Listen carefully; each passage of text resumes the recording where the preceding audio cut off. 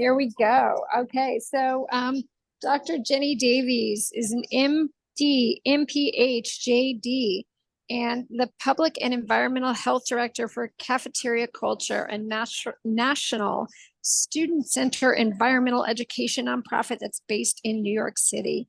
Jenny lives in Portland, Oregon. She received a political science degree from Duke University in 1981, an MD and a MPH from the University of North Carolina, Chapel Hill, and a JD in environmental law from Lewis and Clark Law School in 2021. So talk about a lifetime learner. Dr. Davies researches, writes, and speaks about the need to think differently about plastic, a chemically and biologically active substance that poses an existential threat to our species and all species on the planet. So again, a real heartfelt thanks for joining us and for covering a topic that I think is just extremely important, especially in states like California, where we have the recently enacted SB 54. And supposedly all packaging has to either be compostable or recyclable, which I think is going to make things pretty darn tricky for plastics. So I will hand the microphone over to you. Jenny, thank you so much again for being here with us. Ashley, thank you. What a lovely welcome and introduction. I am so honored to be here with this group. You all are amazing. You're really powerful and just very inspiring. So at the start, I want to say that I've got a lower respiratory infection that ironically I got at a medical conference a couple of weeks ago. I don't smoke, but I sound like a smoker right now. I may very quickly moot, and so I can cough and sneeze if that happens. But otherwise, I'm just going to plow through. I'm going to go ahead and start the share screen, David. Okay. As Ashley mentioned, I'm a physician and an environmental attorney. At a recent event, someone miscredentialed me with a PhD, which I would love to have, but I don't. So I just want to clarify that I'm a licensed attorney with a specialty in environmental law. And I ask that you please not use these slides because they are not my slides. They belong to Cafeteria Culture and me. And if you and I hope that you do use my ideas and conceptual frameworks. I encourage you to do so in your advocacy work, but please do so with attribution. When we talk about bioplastics and compostables, we're talking mainly about food contact materials. So let's start there. A food contact material, of course, is any material that comes in contact with food. And I break food contact materials down into these two groups because they differ in significant ways. They have different functions and they have different solutions. So I think this is I encourage y'all to organize your thinking about food contact materials into these two groups. And it's not advancing either. Okay. So it's really hard to get data about food contact materials in terms of how much plastic is, what part of the plastic production sector it makes up, or how much plastic production is devoted to making food contact materials, particularly single-use food contact materials. And it's also difficult to figure out how much of the plastic waste stream is made up of these kinds of materials. But this is the best I could do. And if anyone's got more accurate data, please reach out. So half of all plastic produced designed for single-use purposes, including food contact materials. I'd really love to know how much of the single-use plastic is food contact material. And single-use packaging, including food contact materials, constitutes at least 40% of plastic waste stream. I think this has got to be an underestimate just based on our lived experience. If I go next. And I know you encounter this lived experience also. Food contact materials, it's kind of a great entry place when you're advocating for eliminating plastics because it has unique health impacts, and sometimes that speaks to people a little more loudly than environmental impacts, and that's unfortunate, but that seems to be the case. What we've learned, especially in the last couple of years, is that the chemicals that are used to make these plastics freely migrate from food contact materials into food and drink. I don't even use the word leach. I don't say that chemicals leach into food and drink, because leach implies a pulling action, like there's something in the food and drink that, has to pull the chemicals out of the plastic. And that's not the case at all. The chemicals are not bound to the plastic polymer. We'll talk a little bit about that. They basically fall out of the plastic. So there's free migration of these chemicals into our food and drink. And among those chemicals are persistent organic pollutants. We'll talk a little bit about that. Intentionally added chemicals. These are ones that were included in the design and the product design. And then there's non-intentionally added chemicals. Those are chemicals that actually formed in the product during the production of that product, and also after production and during the lifespan of the product. Also included in the mix are the heavy metals that are used in plastic production. Those also migrate freely into food and drink. And of course, these chemicals accumulate in our bodies. So sometimes I can grab people's attention with that information when they don't seem to be getting the environmental impact piece. So let's turn to bioplastics. So as you mentioned, Ashley, this is a killer. Bioplastics are marketed as plant-derived. So I want to ask a moment to think, what mental leap do we make when we learn that a plastic-like material, a food contact material, is derived from plants?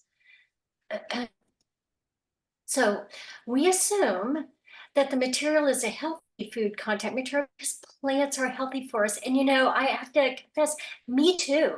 I love these little logos with the little green leafy things coming out. They just real appeal to me. This industry has us psychologically wired. So what else do we assume? We assume that the material, because it's made from plants, breaks down in nature like plants. Both of these are completely wrong. I hope to show that to you today, but just be aware of the tendency to make that leap. And despite all the information I know and all the research, every time I see one of these cute little green leafy logos, I find myself wanting to make that leap. So what is a bioplastic?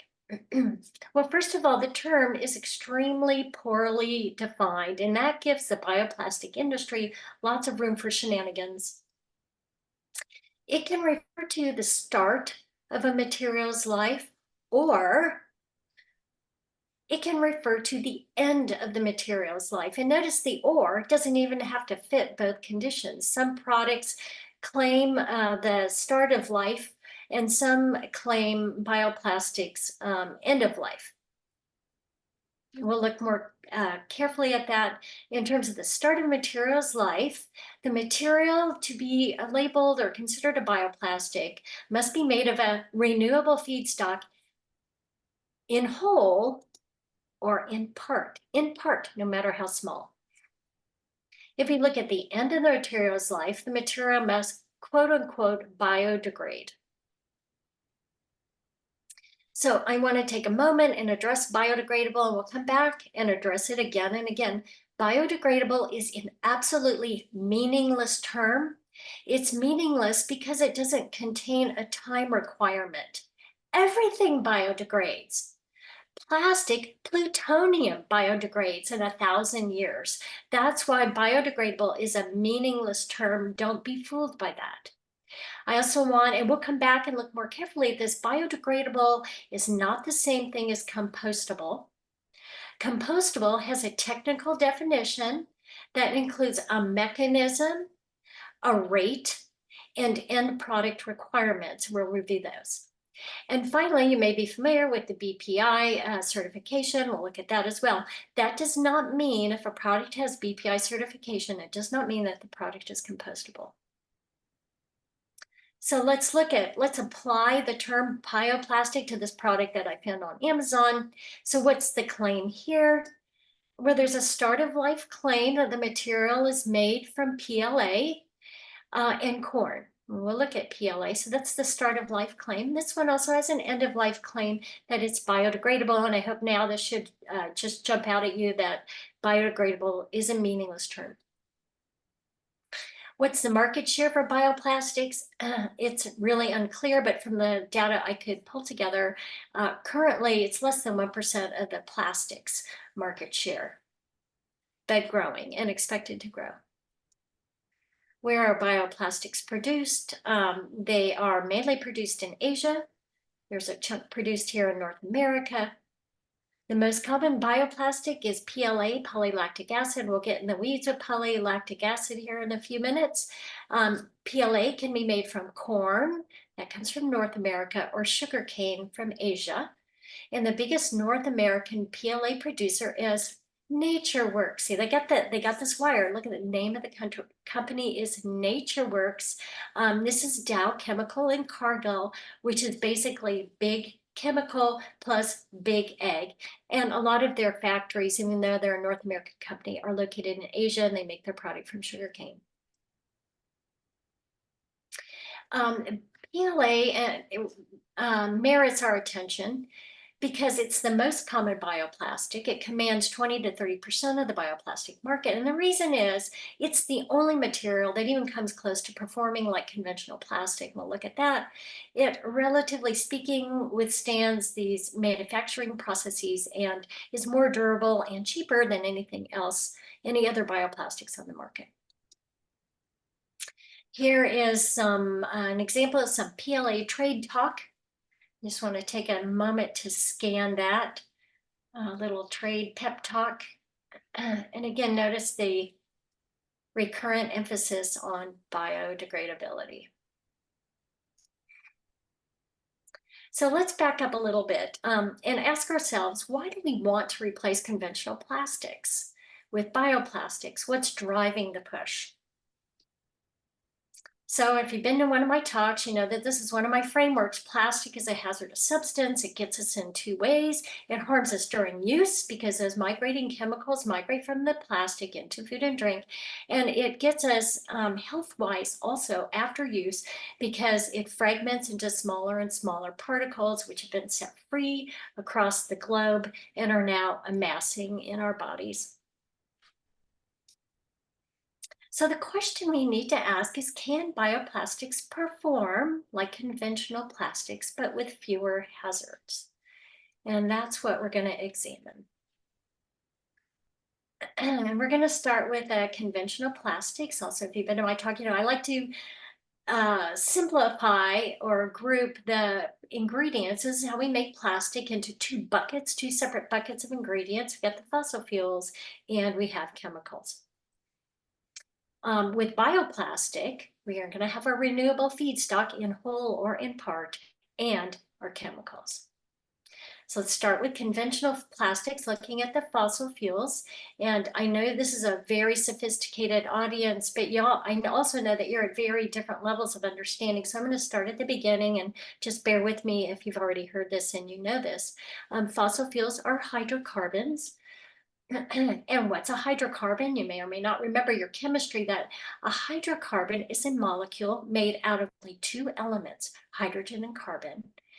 And we also know that hydrocarbon comes from the Earth's crust, from the remains of dead plants and animals. Here's what a hydrocarbon looks like. This is the chemistry stick figure version of a molecule. This is ethane. These hydrocarbon molecules are often named by the numbers of carbons that they have in their backbone. You can see ethane has 2 carbons. This is propane, 3 carbons. And this is butane, 4 carbons, and so on. And so these fossil fuel hydrocarbons are made into polymers in order to get to plastic. So this is, I know this can seem really dry and boring, but please stay with me, because if we're going to try to take corn and sugarcane and make them into plastic, those materials are going to have to go through some of the same steps to get there. And we're going to compare side by side what those steps, you know, fossil fuel steps versus plant-derived steps. So that's why I'm here. So fossil fuels are made into polymers, and don't be, you know, intimidated by the word polymer. Polymers are just large molecules of repeating units. I want to simplify this so that you're not intimidated by that term. Here's a bunch of ethane molecules we're going to make into a plastic polymer. And the individual molecule itself is called a monomer. It's the smallest unit. Ethane, as I mentioned, the 2-carbon hydrocarbon, propane again, and methane is a 1-carbon unit. Anyway, we're going to string these little molecules together to create a polymer. A polymer, that's the metaphor that I like to use. And so we create the necklace, the polymer being, in this case, polyethylene. But of course, this is not really like stringing beads, right? That's just my metaphor. In fact, these monomers are chemically bonded together in highly polluting industrial facilities called refineries with high temperature, pressure, and chemical catalysts. This can happen, you can polymerize all sorts of different monomers. The ethane becomes polyethylene, propane becomes polypropylene, styrene becomes polystyrene, and so on. So now let's kind of drill down a little bit. Where did that carbon, you can see that carbon is really central to these molecules. The monomers have a simple carbon backbone, but look at the carbon chains in the long polymers. You see the carbons linked together down the middle of these molecules. So the question is, what was our carbon source? Where did that carbon come from? And in the case of fossil fuels, they came from fossil fuels. And fossil fuels come from ancient plants. So the question is, can we get a carbon from like a living plant? Like corn and sugarcane? And the answer is yes. So let's look at some of those products. The first one, as I mentioned, the most common bioplastic, PLA. And currently, it's the only bioplastic that performs close to conventional plastic, and that's why it dominates the bioplastic market. So here's a different, just to remind you again, this is propane that can be made into a polymer. It's the monomer. This is the monomer for lactic acid. So we want to take the monomer from the lactic acid that we got from corn and sugar cane, and we want to string these all together to make a polymer. You can see how this is similar to what we just did. Now I'm going to I've laid out here these monomers side by side so you can take a closer look. And you can see the similarities. They both have a central 3-carbon chain. Lactic acid came from plant, and the propane came from fossil fuels. Very similar, right? Okay, but you say, I remember my chemistry, and I know that acids are water soluble. So these two molecules are not at all alike. The lactic acid is water soluble, and the propane is not. And why is that important? The reason it's so important is that when a molecule or material is water soluble, it can break down in the environment. If a carbon-based molecule does not break down in an environment, it's considered a persistent organic pollutant. And so what does that mean? Let's look at the pieces of this persistent. These are oily molecules. We call them, the scientific word for that is lipophilic. They resist water. They don't break down water. That's I know if you've tried to clean an oily skillet with just plain water, you're not able to get the water out of the oil out of the skillet. So you've had that experience as well. Because these molecules are lipophilic, they don't break down in the environment, and they cannot be eliminated from our body. So our elimination processes, poo and pee, those are water-based processes. And when these molecules get into our bodies, we can't eliminate them. That's why they bioaccumulate. Organic, what does that mean? In this context, not like organic food, it is a molecule, it's just a technical definition, with a carbon-carbon or carbon-hydrogen bond. And these molecules interact with life forms, and that's one of the reasons they're dangerous. And then pollutant, there's a lot of definitions. This is the one that I use. So let's go back to these two monomers side by side, and you can see, oh, maybe they are really different. Maybe lactic acid is a solution. Maybe PLA is a solution to our plastic pollution problem, because the lactic acid monomer is water soluble, unlike the propane monomer, which is not water soluble and is in fact a persistent organic pollutant. All would be good, except that we're not done with our lactic acid monomer. We have to polymerize it. So that means, well, we take our little monomers, we're going to string them together in a highly polluting industrial facility, and we're going to get this long molecule here, this long polymer called polylactic acid, or PLA. And unfortunately, once we polymerize the lactic acid monomer, we get a polymer that is not water soluble. So we've created a persistent organic pollutant. And that has to do with the way the chemical bonds form when these molecules react with each other.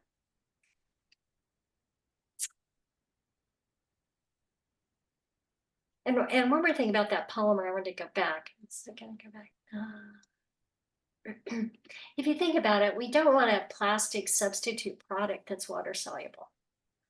Right, so it's good that if we're going to use this as plastic, we want it to perform like plastic. We actually need something that's not water soluble.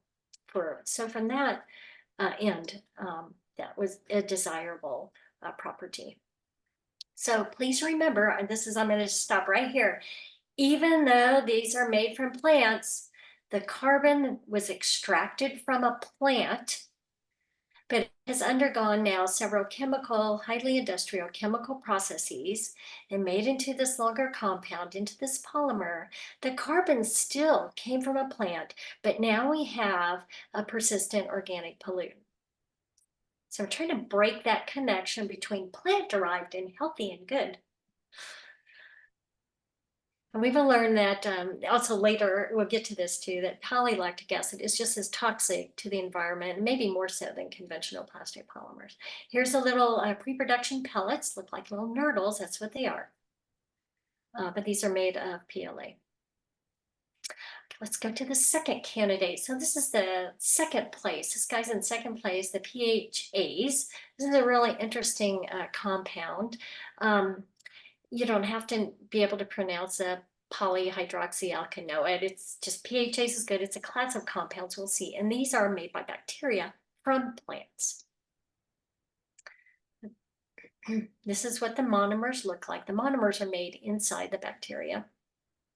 And the bacteria extract the carbon, the plant carbons, and ferment them to make these monomers. And this is what's really cool about PHAs. The synthesis into the long polymer happens within the bacteria itself. So the bacteria makes the monomer and it synthesizes the polymer. And again, the carbon source is a plant. You have to feed these bacteria. So here's a side-by-side comparison. Now we have the hydroxyalkanoate monomer side by side with the propane monomer. You see the similarities. Again, we have a 3-carbon chain. And here's the polymer that has been synthesized within the bacteria. This is a whole class of compounds. Generically, the class of compounds are called PHAs.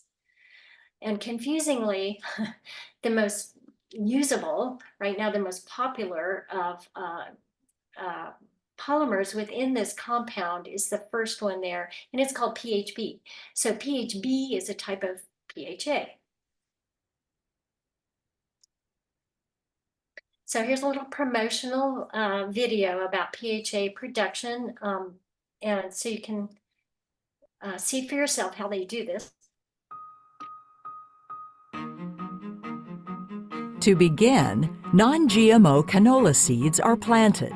They grow and flower and are harvested for their seed. Canola crops are grown locally within the vicinity of Danimer Scientific.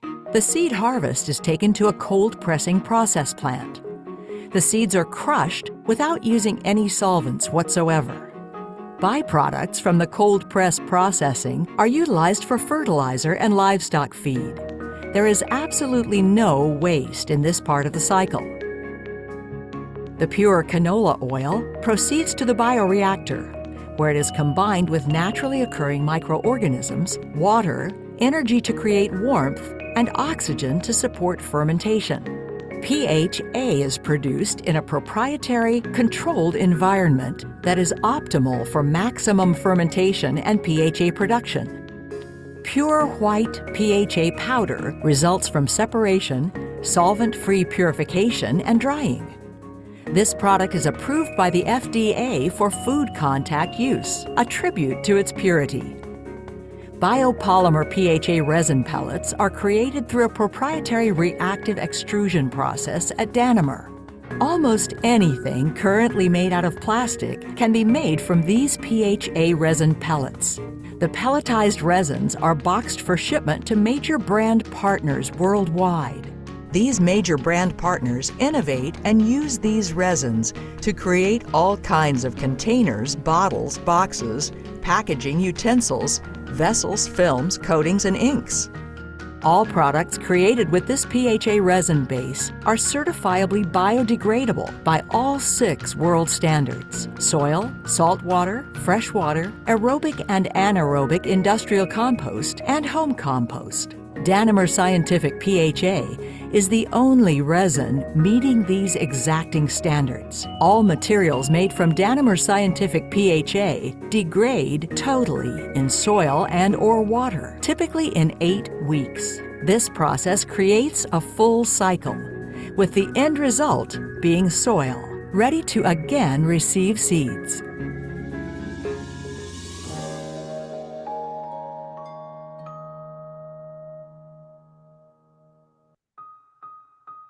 Now that's always a challenge. Okay, see if I can get to the next slide. Here we go. So I hope you were just enthralled with PHA. As I said, the advertisers have this, the marketers have this totally wired. They use pure canola oil. That's near the factory, so it's a climate consideration, right? You don't have to transport it, and they don't use solvents. But bottom line, they use the canola oil to feed to the bacteria in the what they call a bioreactor. But there's some claims that they made, and there's some missing information. So I want to point that out. They stated that the PHA could be made into food contact materials, and I like that, certified by FDA, a tribute to its purity. And then, of course, the biodegradable claim. And I hope you're onto that by now. Let's see.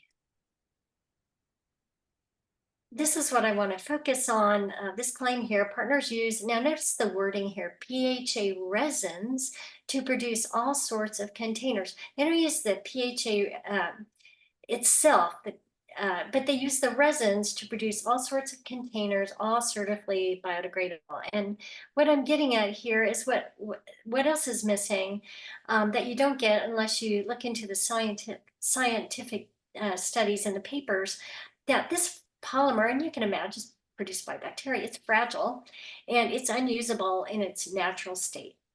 So it must be mixed with conventional plastic polypropylene, and or bacteria must be fed plastic polymer substrates, so some of the resins, the conventional plastic resins that you and I are familiar with, and a bunch of toxic chemicals to produce a functional product. This is from one of those papers, and it shows here on the left all the different things that must be fed into the bio chamber, the bioreactor, while the bacteria are synthesizing the polymer, with the idea that the bacteria are going to incorporate these things into the product, into the polymer itself. And so you can see with all this intervention, you end up with a persistent organic pollutant and not a very pure product. So you have a fragile product with lots of adulteration, including with conventional plastic polymer resins. The third product we're going to look at, this is Coke's Baby Bioplastic Biopolyethylene, otherwise known as BioPET. Their plant bottle. And see, it is in this Kelly plant bottle. We would all love to have a plant bottle. Let's look at that. So this is one of the biggest scams. Basically, they're extracting carbons from plants and they're using it, they react it with a bunch of chemicals, and they use it to create the exact same polyethylene molecule that they get from ethane from the fossil fuel. It's the exact same molecule. The only thing different, if I had my little magic marker here, I put a little green on the C's, the carbons that come from these plants, but there's no difference. The polymer is not water soluble. The polymer is a persistent organic pollutant. And biopet, surprise, surprise, takes as long to break down in the environment as PET because it is the same molecule. And notice here, I think this is funny, the false recyclability claim. That's another talk I'd love to give about recycling and how it's not chemically possible. But in this case, since this is supposed to be plant derived, why is there not like a biodegradability or a compostability claim? I mean, can you really put plants through a recycling facility? So I thought that was very interesting.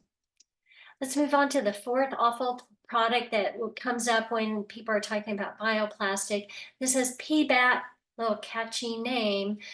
This is why is this marketed as a bioplastic when it is made entirely from fossil fuels? And the reason is its end of life claim. It claims to break down, it claims to be biodegradable. But in fact, what it actually does is break down into micro and nanoplastics faster. And the reason is it's a very, as you can see, it's a very thin, more fragile plastic product than what we're used to getting. And just because of its frailness, it breaks down faster. Unfortunately, it doesn't biodegrade, it just breaks down into micro and nanoplastics faster. Now that we know that nanoplastics are more toxic than microplastics, because their small size enables them to more easily enter tissues and cells and wreak havoc, that these products are actually dangerous. So in response to critique, the PBAT manufacturers are now saying, we hope to make this, the critique about how can you possibly claim this as a bioplastic, their response is, okay, we hope to make it from corn and sugarcane in the future. And to my knowledge, that's not yet happened. If you know or see that, please let me know. And this statement came from a study of investigators that were trying to develop an enzyme that can clip the PBAT molecule into smaller and smaller fragments, and that's dangerous. That is not what we want. Once you clip these plastics into little pieces, you set loose micro and nanoplastics, and that's the last thing we want. So in a recap of the 4 bioplastics that we've taken a look at, PLA, PHA are really the only 2 that I would consider deserve the label, merit the label bioplastic. Then we have BioPET, which is a complete scam, BioPET, and we have PBAT, I also consider very much a scam. Let's look at the performance, strengths and weaknesses of PLA and PHA. You can see that PLA is at least close. It can come close to doing what conventional plastic does, but it has many weaknesses. And among them is, and I didn't go into this too much, but it really is not as tough as conventional plastic, is not as durable. It's more brittle. It doesn't stretch, which is needed for extrusion molding, or extrusion and injection molding. So it's much more difficult to work with in production processes. And for many of these reasons, and likely also because it comes from plants, it's more expensive. PHA has basically no performance strengths on its own in an unadulterated form. And it requires the addition of other polymers and other chemicals in order to perform. And it's very expensive. That's another reason it's in second place. And then I also want to touch on the fiber-based products. Thanks to Eileen Ryan for this one. And, again, they get us with the plant thing, right? I'm originally from the Midwest, those waving fields of grain and all that. So wheat straw, I just really want to go for this wheat straw. What is wheat straw? It is a part of the wheat plant that's left after harvest, and it's often burnt. So it's a waste product looking for a market. This is one of the products that Eileen found, and you'll be seeing them more and more. And notice the dishwasher safe label on the packaging. And bottom line is, if it can go through the dishwasher, it means the product also contains polypropylene. Remember our definition of bioplastic. It just has to have a renewable feedstock in whole or in part. So that's good enough for this product to take that bioplastic claim. Let's look at this group of products that call themselves compostable. They're typically fiber-based products that come from paper, wheat straw, or bamboo. And we're seeing them more and more. They're popping up in institutional and commercial, like fast casual restaurant settings. And they're made from a fiber, so that's their start of life claim. They also have the end of life claim of being compostable. We'll look at that in a moment. They are, unlike the wheat straw plates that we just saw, only for a one-time use. So at least they don't have polypropylene in them. Got to ask what else is in these products. We'll take a look at that, and then we'll determine whether it truly is compostable. We'll come back to this. So let's return to the start of life, because so far we've only really looked at the polymer part of these products, and there's one more piece. There's the chemical piece.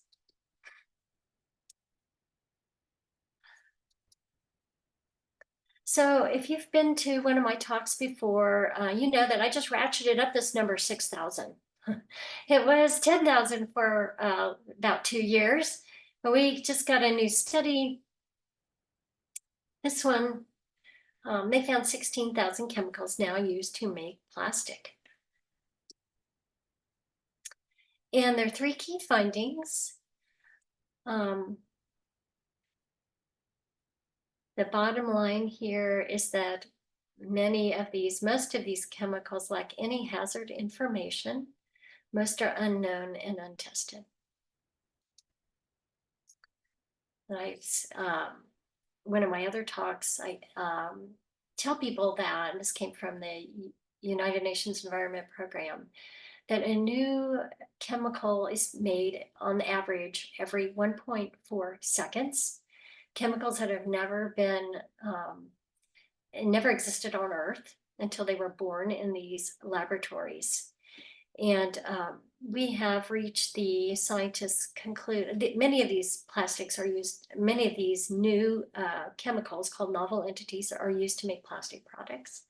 And scientists have concluded that we've surpassed the planetary boundary for these substances. Basically, the planet can no longer absorb these chemicals. These are the chemicals that are now being used in plastics, many of them.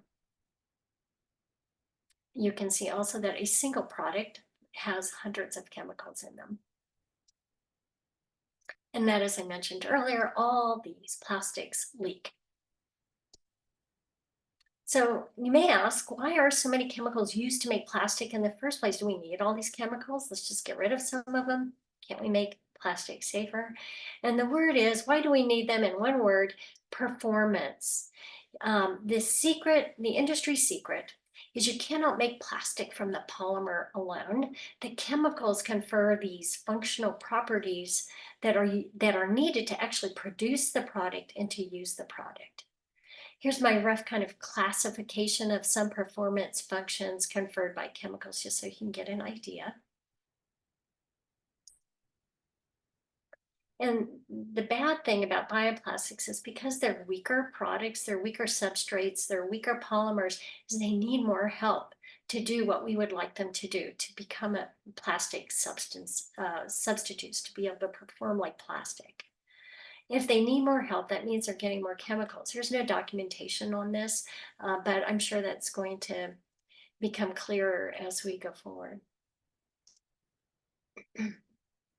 Now, the migration issue, and I like to bring this up, these chemicals are important because, as you know, they migrate into our food and drink, and you don't have to take my word for it. I also talk about this study at each of my talks because it conveys most clearly, in my opinion, the idea of chemical migration. A very elegant study. This is a study of not single use, but reusable plastic water bottles. These are the squeezy kind, really popular among the kids. Supposedly they tested the two of the most popular brands, but they didn't disclose which brands. And very elegant. They just took these bottles, they filled them with tap water at room temperature. The water wasn't heated, just plain room temperature, left the water sit in the bottle for 24 hours. Then after 24 hours, they tested the water to see what was in it. And they had 2 glass bottles as controls. So any chemical contaminant that was found in both the glass and the plastic, they knew came from the water, not the bottle. So anyway, they tested to see what was in the water that had sat in the plastic bottles. And they found over 400 plastic chemicals. So then they did what we would do at home with reusable plastics. They put them in the dishwasher and ran them through a cycle. And then after the cycle, they carefully removed the bottles and rinsed them multiple times and then repeated the experiment. So same tap water, room temperature, 24 hours. Again, test the water inside the bottles. And this time they found 3,500 plastic chemicals. So notice the difference, went from 400 to 3,500. It hypothesized that it was due to the weathering in the dishwasher that made the plastic more leaky. So by weathering, it can heat, water agitation, likely interaction with the soap itself. Although there was no soap residue in the second step testing because the scientists rinsed the bottles really well. And that's been mischaracterized in some of the explainers about this study. Among the chemicals, and this is a different talk, they found a lot of non-intentionally added substances, including DEET. Obviously, that wasn't added to the plastic when it was made, but it was one of those chemicals that was formed by interaction among the existing chemicals. So the water bottle study, and now many other studies since then, have confirmed that plastics just outright leak chemicals. They do it fast. New plastics leak, old plastics leak, even at room temperature, right? And I was taught, don't heat your food like microwave plastic. As long as you don't put it in the microwave, don't heat food in plastic, and you're okay. Not true. Even at room temperatures, plastic leak chemicals, and they even leak chemicals into very neutral substances like water.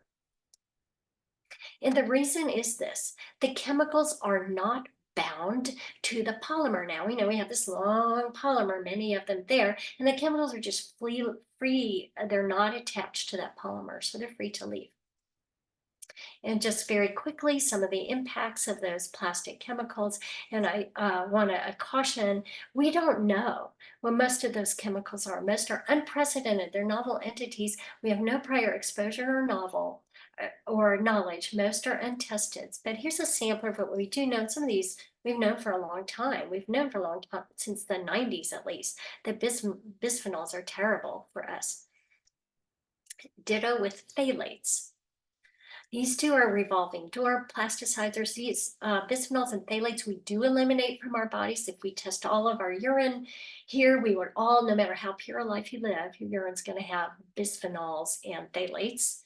But the problem, I call them revolving door chemicals. As soon as we eliminate them, they're so ubiquitous in our environment, we take them in again. So we always have these two in our bodies. Then we have our plastic coatings. Hooray for the EPA is going to ban 6 small groups of this huge chemical family of over 5,000 PFASs. They're going to ban them from water. They say they're going to look at food packaging. We'll see. But these plastic coatings, if we want to have food contact materials perform with food that's wet and greasy, we're going to need these plastic coatings. So even the compostables have these plastic coatings in them. And we have flame retardants of all kinds. And all three of these groups are what we call persistent organic pollutants, as I explained. And they don't just sit around in our body. They inject themselves into bodily processes. They interfere with those processes. They enter cells, they enter tissues, and they cause a whole list of problems. You've heard, I'm sure, more and more about them. You've heard about endocrine disruptors. Endocrine disruptors is a subclass of persistent organic pollutants. And also among these plastic migrating chemicals, we have neurotoxins, which we know are, or we have heavy metals, which we know are neurotoxins.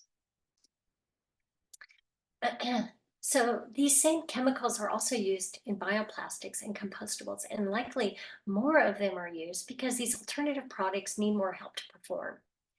These chemicals migrate freely from the alternative products into food and drink, just like they do from conventional plastic. And recent studies, particularly this one, the one on the right is an example. Recent studies are finding toxicity from these products, that they're toxic to aquatic organisms. And the thought is, the working hypothesis right now is that it's the chemical toxicity of these products, that it's the chemicals that leak from these products, they contaminate the aquatic environment and are toxic to the organisms there. So that allows us to, takes us back to our original question, can bioplastics perform like conventional plastics with fewer hazards? So we've got part of our answer now. As to migrating chemicals, the hazard is the same as it is with conventional plastic, and maybe it's worse, because these products likely require more chemicals. It just hasn't been well studied yet. So let's go to the second part. What about the particles? Do these materials fracture into micro and nanoplastics like conventional plastic? Well, we'll get to that, but first let's address some of the other end of life claims like the biodegradability and compostability claim. I know you're just waiting for that. And then we'll come back to micro and nanoplastics.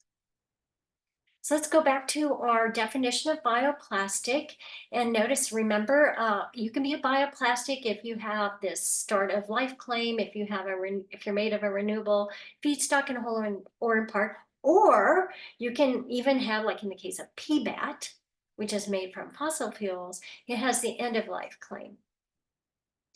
Let's look at end of life claim, and just a reminder again about biodegradable, a completely meaningless term.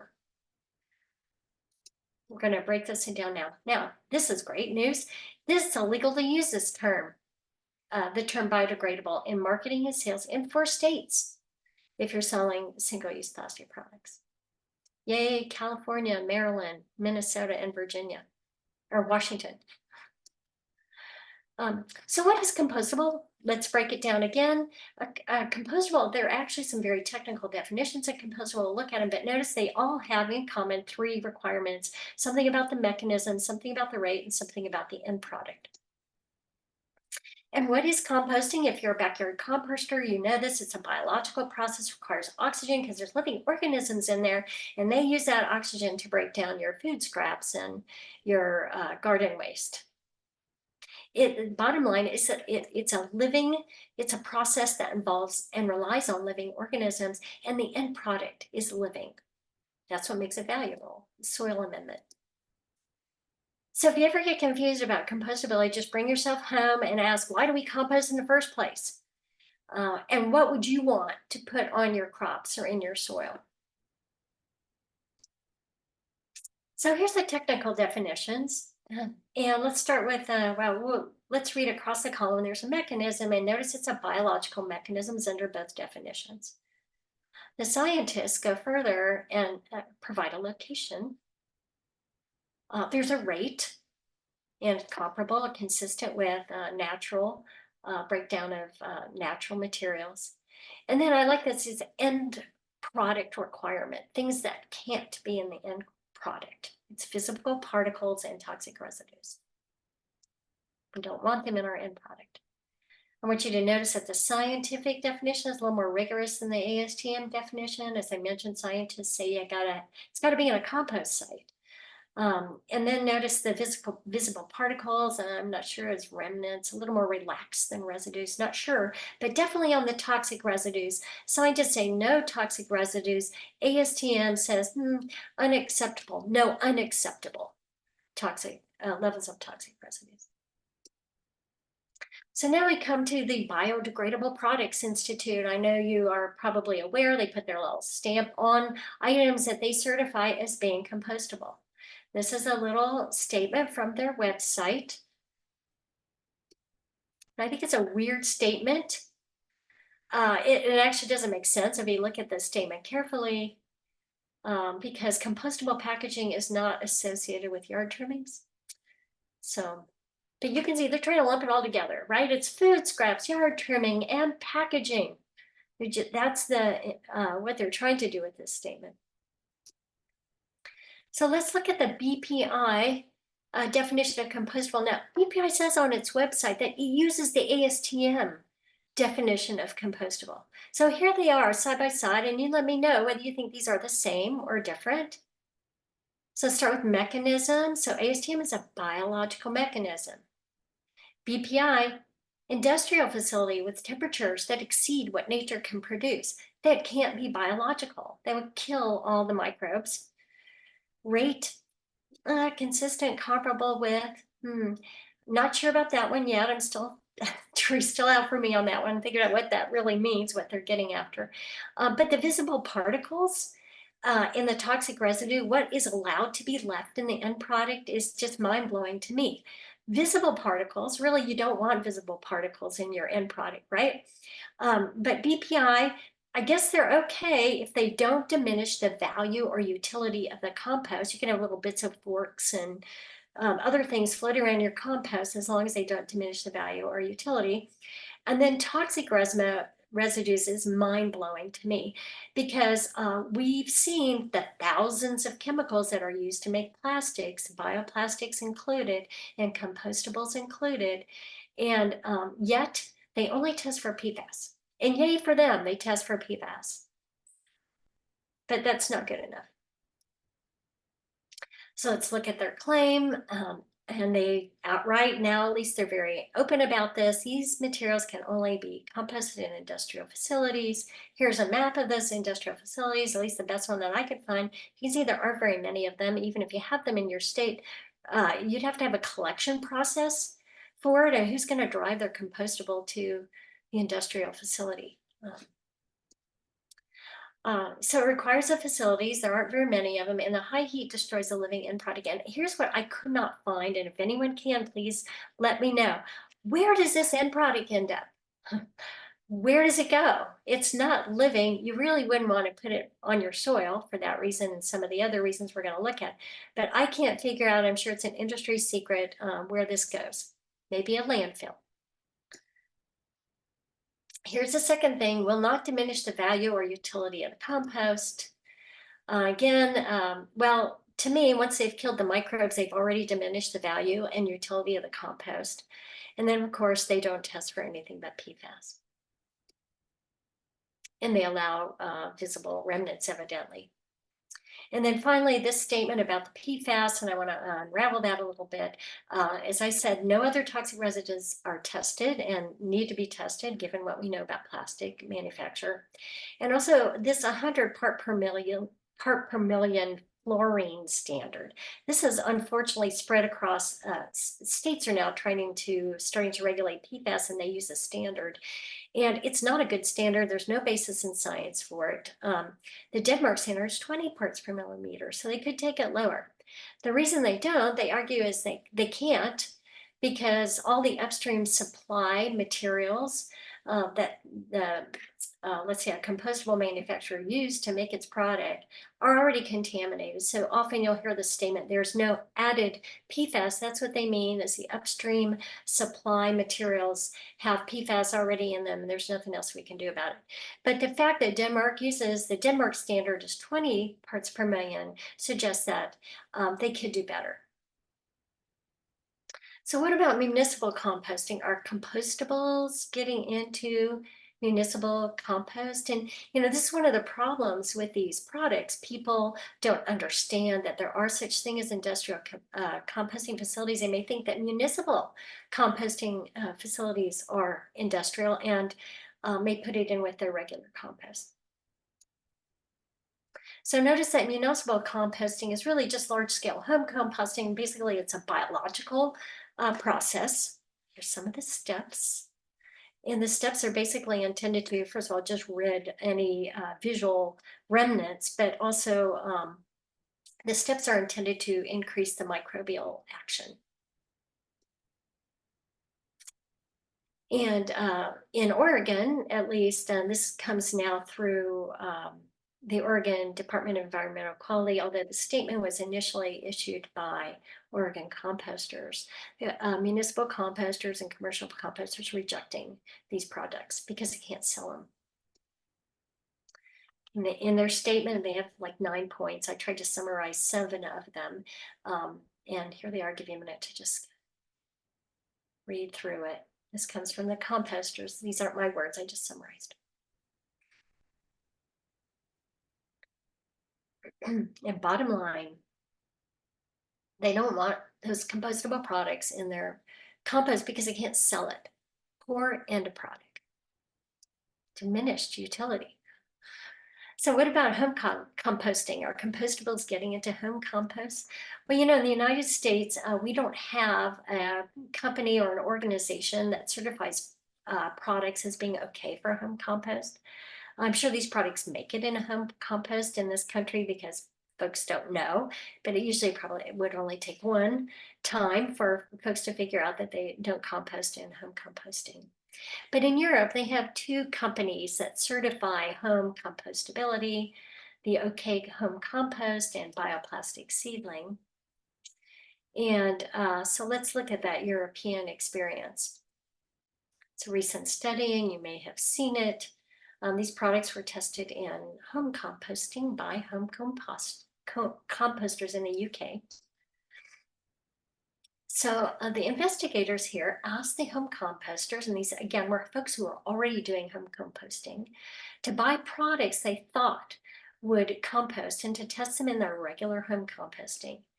And the composters were asked to measure the size of the visible fragments in the compost at 3-month intervals.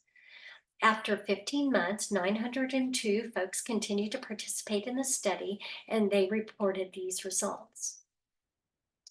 We'll just break it down. Let's look at the far left side. These are the OK Home Compost products that were put into the compost. These are certified home compostable.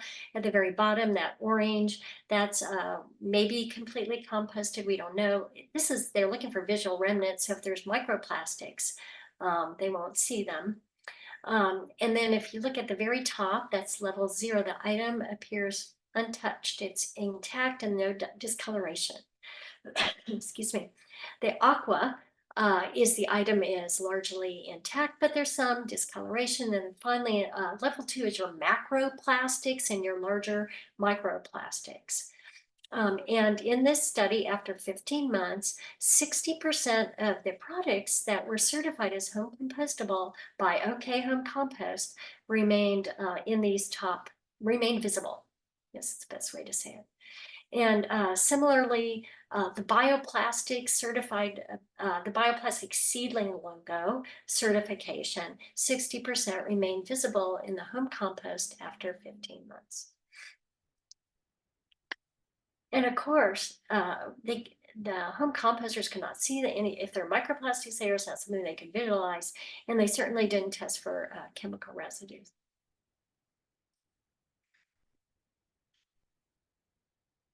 So our conclusion as to compostability is that none of these product composts, even when the feedstock is plant related. I don't consider BPI certification compostable. These are industrial facilities that non-natural temperatures destroys the living end product. They permit visible remnants, and they don't test for toxic residues except for PFAS. This is not a product that I would want a farmer putting on crops that I would eat, and I definitely wouldn't want to put it in my garden. So now let's turn to the question of micro and nanoplastics. Do bioplastics fragment like conventional plastics? And the answer, unfortunately, is yes.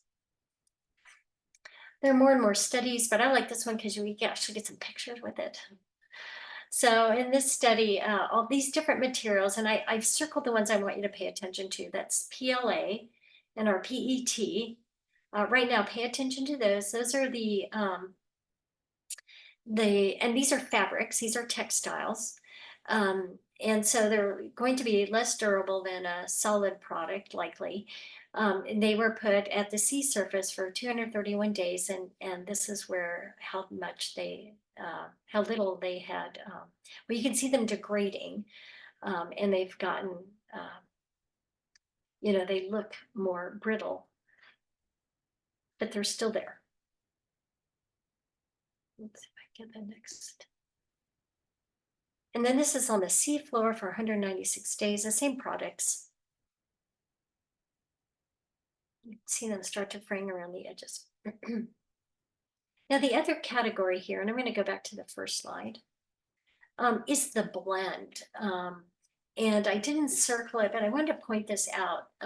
This is lyocell, which is a wood pulp base, but it's subjected to a lot of chemicals to be made into a fabric.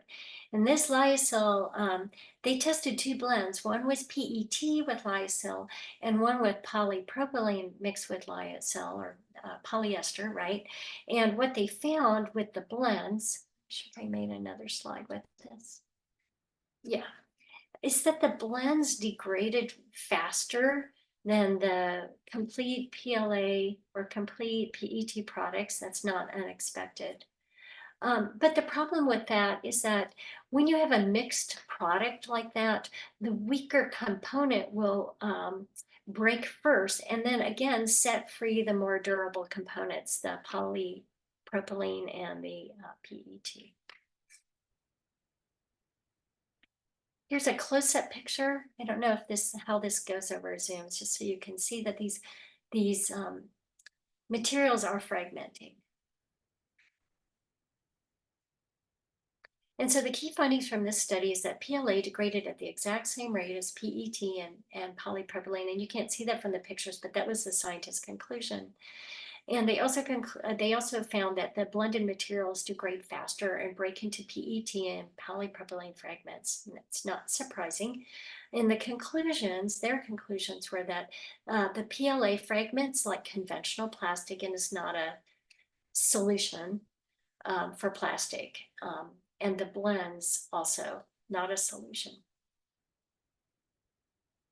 So again, we return to the original question. I think we've gotten at most of it. Can bioplastics perform like conventional plastics with fewer hazards? And the answer is no.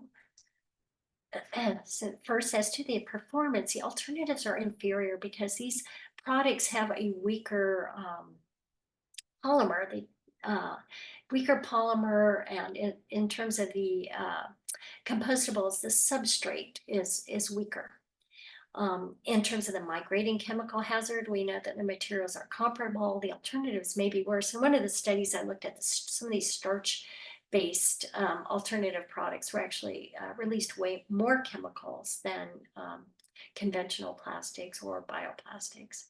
Those studies are going to be coming. And then in terms of fragmentation, the materials are comparable. Given their non-compostability, I mean, if they were compostable, we wouldn't get to the point, we wouldn't have this issue. And the blends are worse. And I can't emphasize that enough. We really don't want these plastics breaking down into nanoplastics. If we have to have them in an environment, it's better to have them in macroplastics or even microplastics so we can pick them up, put them in the trash, which I really think is the best place for them at this time. And so maybe they'll end up in a landfill. And of course, they migrate out of landfills too, but right now it's kind of the best we have. The blends are worse because they set these little particles free in the environment. And I think of PHAs as being analogous to some of those textile blends because you have a mixture of these really durable plastic fossil fuel resins in with these more vulnerable, more fragile bacteria created polymers. And ditto with these compostable products. If you'll notice, most of them have plastic linings. And so then you have a mixture of a more durable polymer with a fragile product. And then finally, before I go, I just want to, single-use mindset is the problem here. And it just boggles my mind that people just keep trying to find some other single-use disposable thing to substitute for the current single-use disposable thing that has created the problem. And, the first step would be just decreasing our use of single-use disposable things. So it's concerning me. I don't know if you've been into schools, what kids are getting in the cafeteria. A lot of it's individually wrapped, single serving, lots of packaging. It's just amazing to me. We're training our kids. And then, of course, we have these problems, plastic and chemical pollution. And the bottom line, what a huge waste of resources to produce a product to use one time. That's it. Thanks. I'll take some questions. And I also wanted to mention again that David has given a link to for the handout that I invite you to copy for yourself and use, kind of a summary of what I've discussed, and also contains citations to the most recent studies. Dave, can you help me with the questions? You want to help facilitate that? I know there are some in the chat, and I couldn't see the chat as I was going along.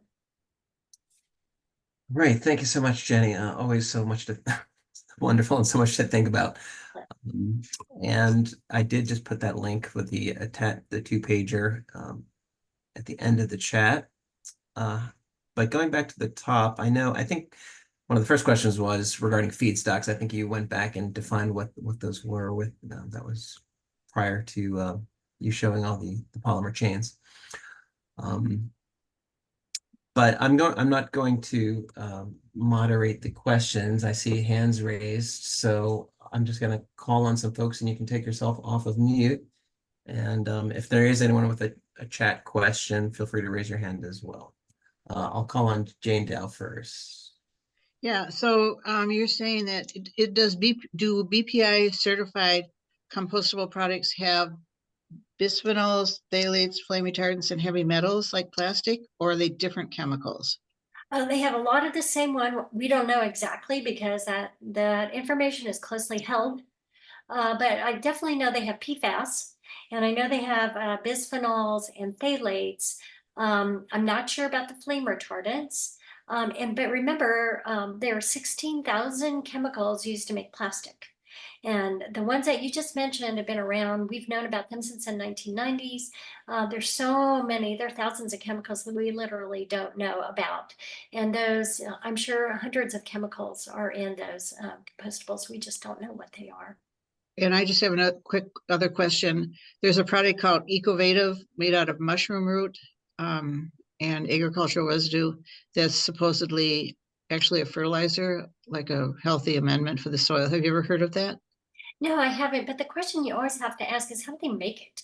I mean, they're taking some substrate from a plant, but they have to form it. They have to put it through a production cycle, and then they have to shape it, right? And then they have to add stuff to it so that it's water resistant at least, and maybe grease resistant too. So all of those, that's what the chemicals do, is allow the substrate to be produced and then to function. So maybe 80% of it is mushroom and 20%, or even, maybe it's 95.5. I don't know what the percentage is, but they have to add something to get that thing to perform like what it's not. So I hope that makes sense. Okay, thanks. Mm-hmm. I can call on people too. Do you want me to do that, David? I just go in the Sure. Zoom line here. Nancy, you're my Zoom line next. Yeah, Nancy, why don't you go? Okay, can you hear me? I can. Okay. So while promoting Skip the Stuff, I've talked to people in local restaurants. And one of the responses I got is kind of like you were saying, she wants to replace plastic with a biodegradable. And I present from the fact that you're still doing a throwaway society. You're throwing away. But she came back and was like, isn't this still better than making plastic with fossil fuel?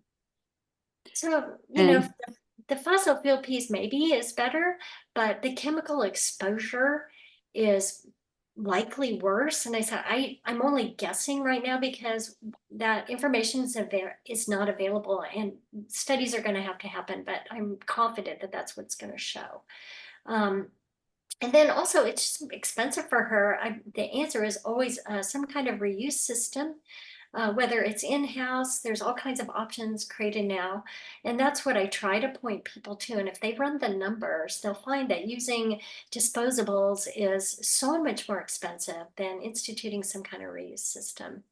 There's all kinds of cool stuff happening. Minnesota's got one. I can see if I can pull it up, but if I have a chance, I'll send it through the Beyond Plastics group here, and they can, as an example of how someone can do a low cost reuse system. We're seeing that more and more. So there's a lot of costs, and yes, maybe the fossil fuel piece is better, but there's still all those production costs over and over and over and over again to produce these items. okay, thank you. Kathy? Yes, I have 2 points or a question. You talk about reusable dishware, and a lot of it's very heavy and breakable. What would you suggest people use in restaurants or in places where they like food taken to people's homes? I'm blocking on the word where people who are homebound get food delivered to them. And there's a whole program by Beyond Plastics trying to use reusables, but they actually are plastic. Is there a safe plastic or a safe material? And secondly, we do have a BPI certified accepting industrial composting program here in Cleveland. They sell the compost, they sell the soils, and everybody's using it and pushing it. And is this bad? Well, let me answer your second question first, because that's an easy one. Based on what you've just learned, you already know the answer to that. It's really bad. That soil is incredibly contaminated and it's not alive. So I don't know if they're maybe mixing it with regular soil to at least get over the first hurdle of it being a dead soil, but it's chemically contaminated. I would not want that stuff on my garden, and I would not want my local farmers using that soil. So that's bad stuff. The second thing is what materials. Well, you already know we've used them for years and years and years. And ceramic and metal and glass are all inert materials. And yes, they're heavy and they're breakable, but you know, we've been using those materials for a long time, and I still go back to those old, reliable, safe materials. And I think as human beings, you know, it's just weird how in the last 10 years, the last couple generations, our expectations about eating and what we want to eat out of just changed so much. My husband and I were talking about the other day, it's like people have the expectation they should eat all the time. And they've broken down our food systems and our rituals around eating, and it's because everything's sped up. And I know I had 3 kids, and we ate on the run, but we never went to fast food restaurants just because I was crazy about plastics back then, like I am now. So back to your original question, we know what those materials are. We're seeing them being reintroduced. I work in schools. We're bringing them back into cafeterias. Stainless steel is used often. There's a school in Washougal, Washington that just reintroduced ceramic plates.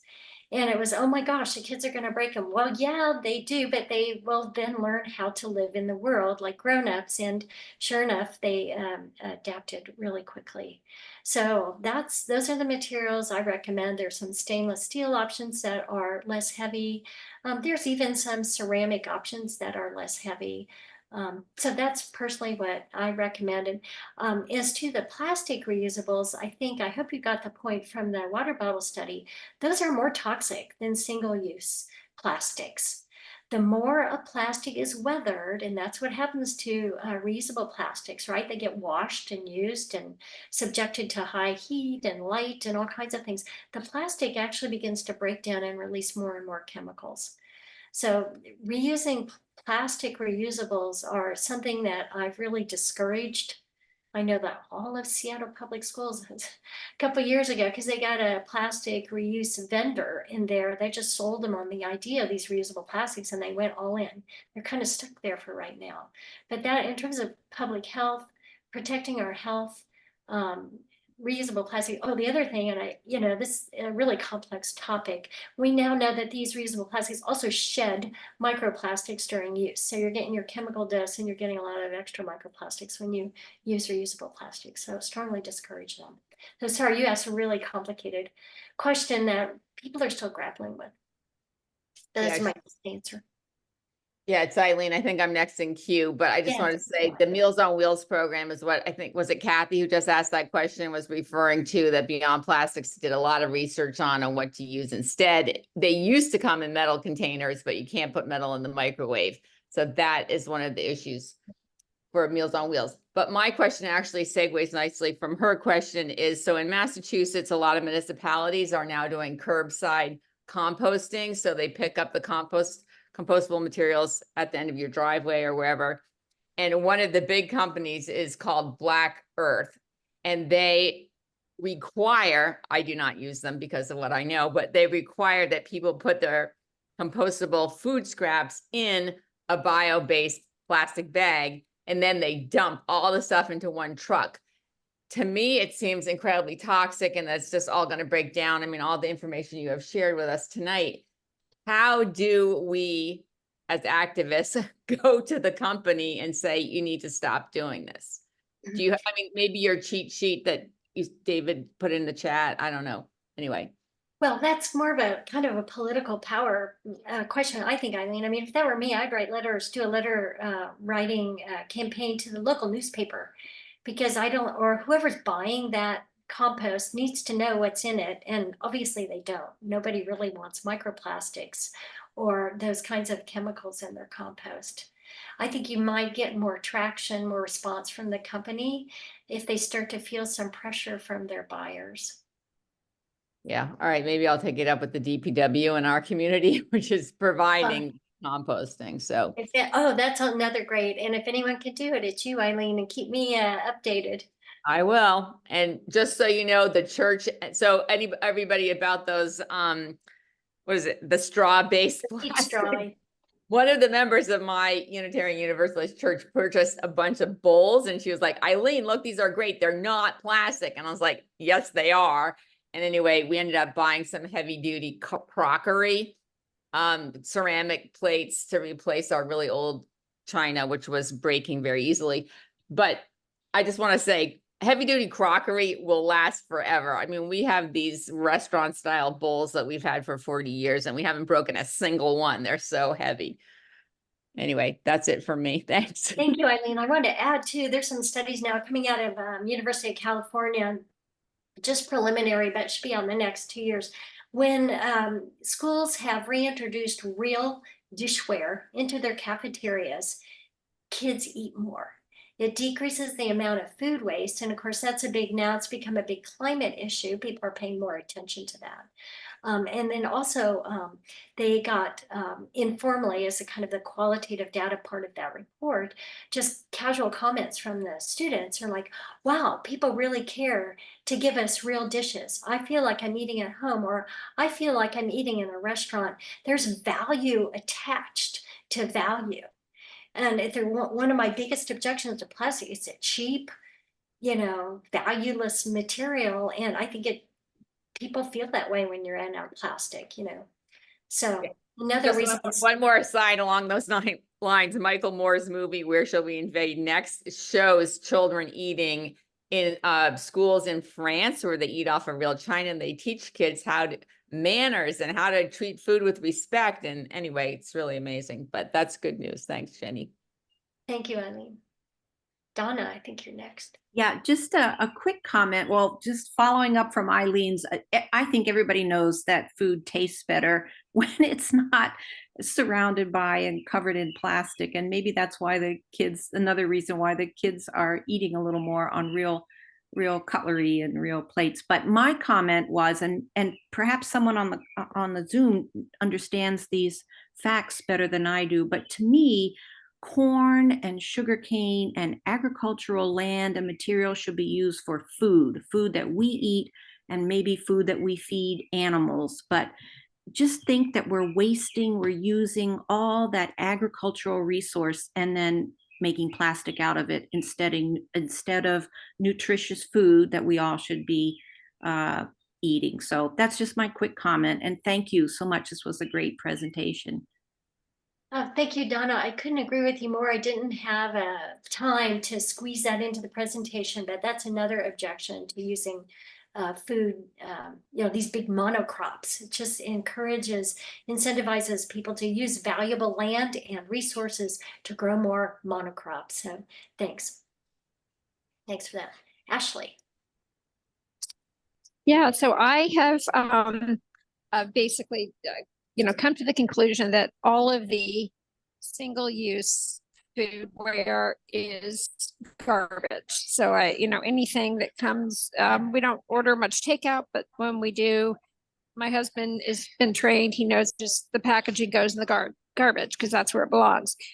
So I'm trying to help some vendors in Long Beach, California, where I live, who are their whole business is like pop-ups or being at farmers markets. And so reuse isn't really an option for them. But I've kind of, convinced them that all this stuff is really garbage. So forget the compostable, forget trying to be green. Now, how can we be safest? So I guess my question for you is, if you had to eat something out of a single-use container, what of all of the range of stuff, including maybe aluminum? I don't know, what would be considered the safest? And again, nothing's going to get reheated in a microwave. It's just, get something from a food truck and go eat it in the park kind of thing. Yeah, I agree. And I first want to say those compostable items, they make you feel better, right? They're kind of that light brown, natural looking. And I always feel a little bit, and I live in this world too, and I eat off of plastic in these, grab and go sort of situations, just like everybody else does. I try to carry my own stuff with me, but there are moments when I don't have my own stuff, or I'm with other people and they want to eat, and that's what there is. And I always feel better when I'm eating off of a compostable container as opposed to a regular plastic. That's deceptive because I do think they're probably more toxic in terms of the chemical exposure. But boy, it does feel better. But they're not. So I love the idea of aluminum. We do know that aluminum transfers aluminum ions into food too, but not at the rate that plastic transfers chemicals, because those aluminum molecules actually bound to the substrate, whereas plastic, those chemicals are bound to the plastic polymer. So I think aluminum is a great option. And whenever I'm in that situation, I was trying to remember, what did we do 20 years ago before we had all this stuff? And a lot of it was aluminum. So I think that that's probably the way I would go. The other thing, there are, New York City Council is considering requiring reuse for every restaurant in the city, a reuse system, even fast casual, fast food, now they call them fast casual, even for the fast casual restaurants and the food trucks. I think it's really interesting because it's really going to force the reuse system creation. This is people who, and I've got a couple examples. I said I'll send it to you and you can send it around. Things that are already operating in other parts of the country. It's a system where the business drops off clean dishes to the restaurant. Could be fast casual restaurant. The restaurant fills it with food, gives it to the customer. The customer eats off the food and then takes the dish or the container, the durable reusable container, and takes it to a central collection station. Like, I don't know if you all have library deposit books, like we have around here, just take it to a central station. Then the service comes, the business comes and collects all the dishes, the dirty dishes, washes them and returns them to the restaurant. So it's going to end up, and I think this is coming. That's where we're headed with all of this. But I agree with you. I go with the aluminum.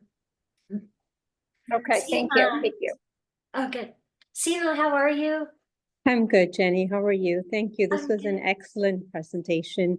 I always learn when I'm in your presentation, but the question I had was about industrial composting. So when we brought about commercial composting and recycling to our schools, one of our pitch was, hey, we don't need to do, we had started with a pilot for backyard composting and we were just separating the fruits and vegetables. It was a lot of work for the students. So we said, hey, now you can put in your meats and dairies, anything in it, and it will be taken and it runs through high heat and it would be composted. So hearing your presentation now, I'm a little bit concerned. I'm not exactly sure where the facility where this goes. Is it industrial composting or is it commercial composting, and are those two different?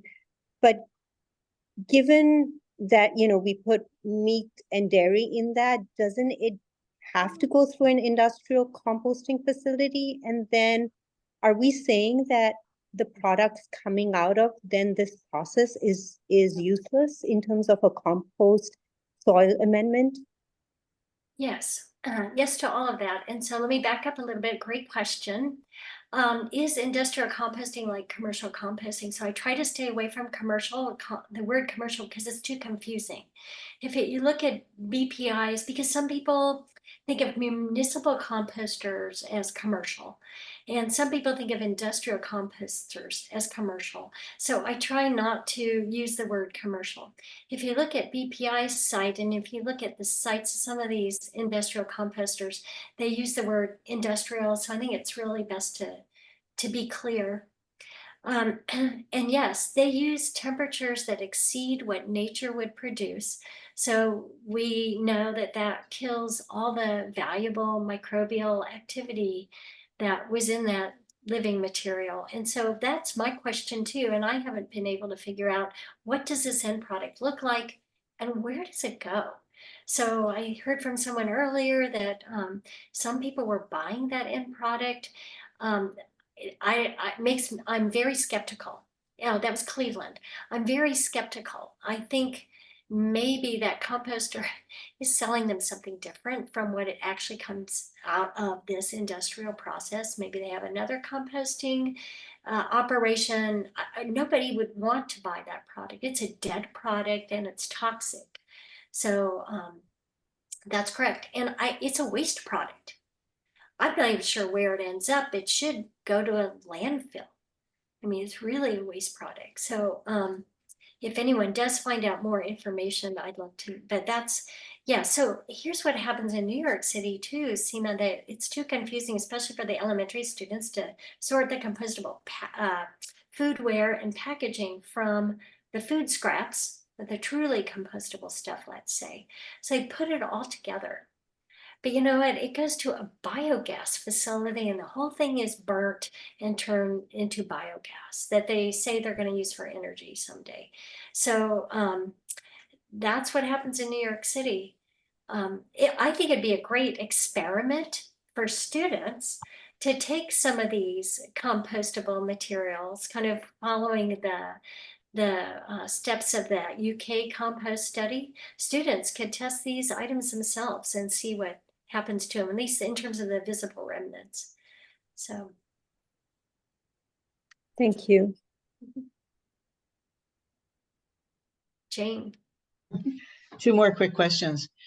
Are uncoated paper plates, do they have chemicals too? Yes, they do, because so what's paper made out of, right? It goes through a pulp process and made into paper. And we probably don't want to know how a lot of our products are made.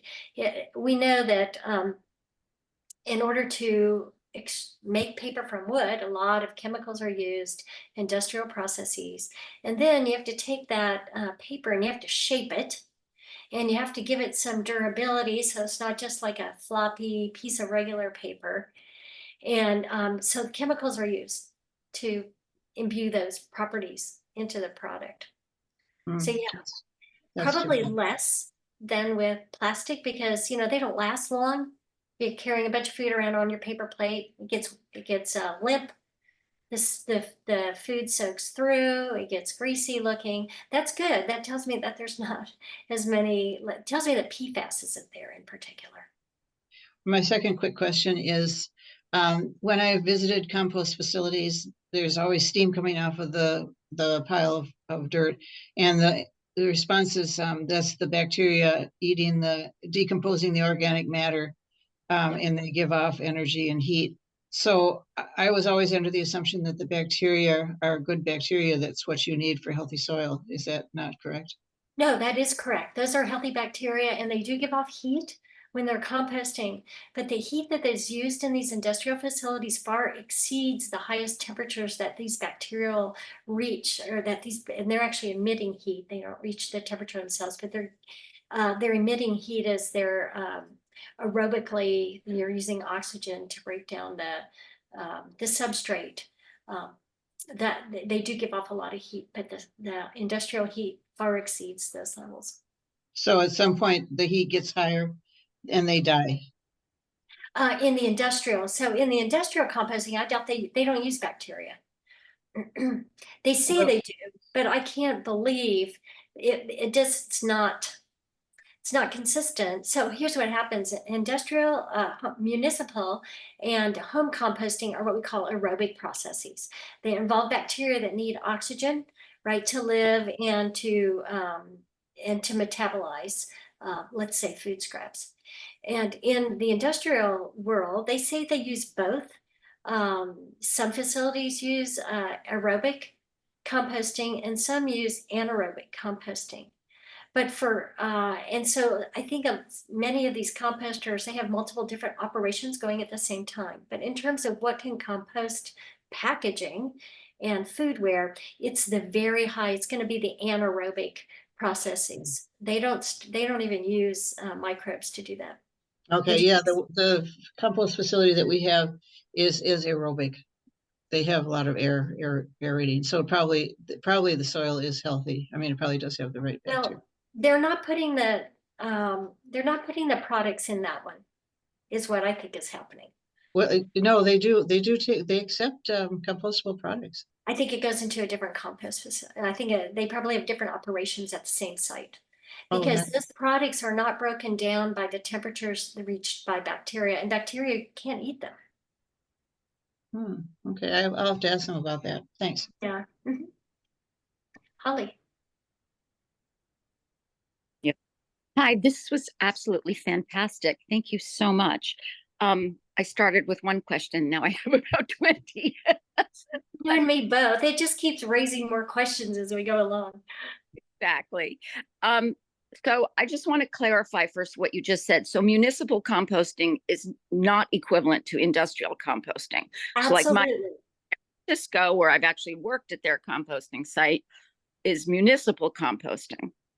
But of course, in the city, we are required to compost, and people use those bloody bio bags, which I just think are useless. So those are ending up in our municipal compost and then on our farmland.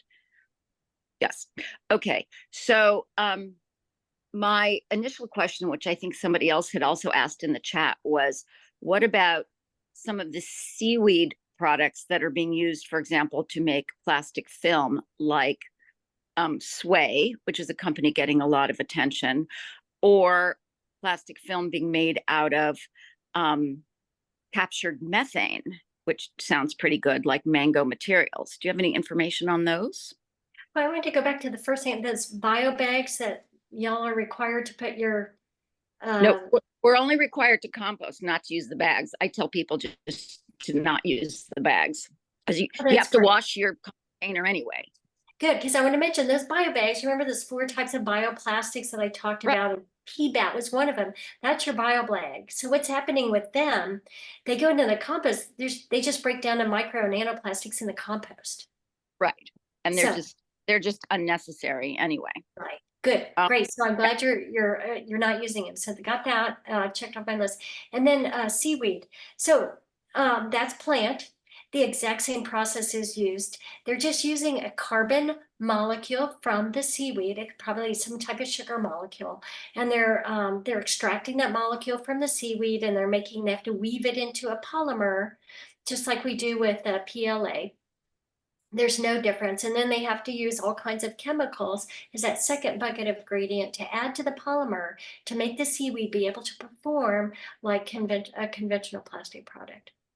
So whereas with PLA, we got the carbon molecule from corn and sugarcane, the seaweed products are just getting their carbon from another source, seaweed.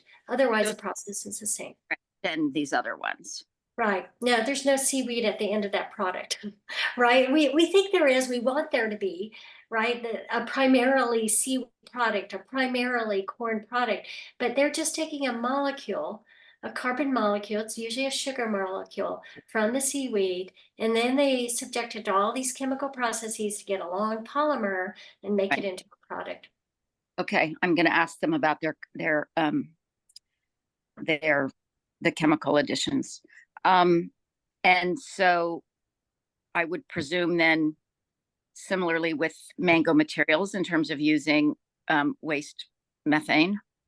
Yeah, so I want you to think about when you talk to your company, please use that framework. There's polymers. Yeah. And there's chemicals, right?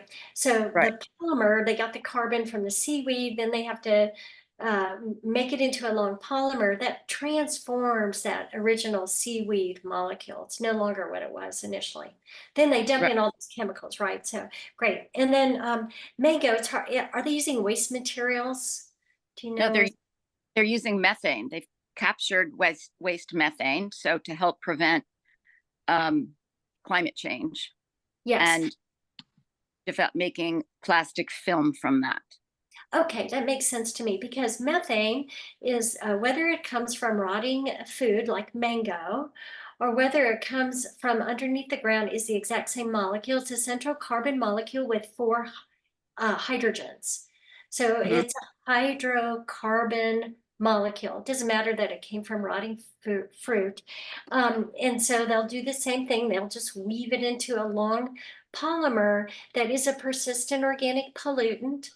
It'll be water resistant, lipophilic, and you need it to be if you want it to hold food. It's basically making a plastic, but from a source it's kind of like the Coke bio bottle. They made the exact same molecule. They just got the carbon from a food source.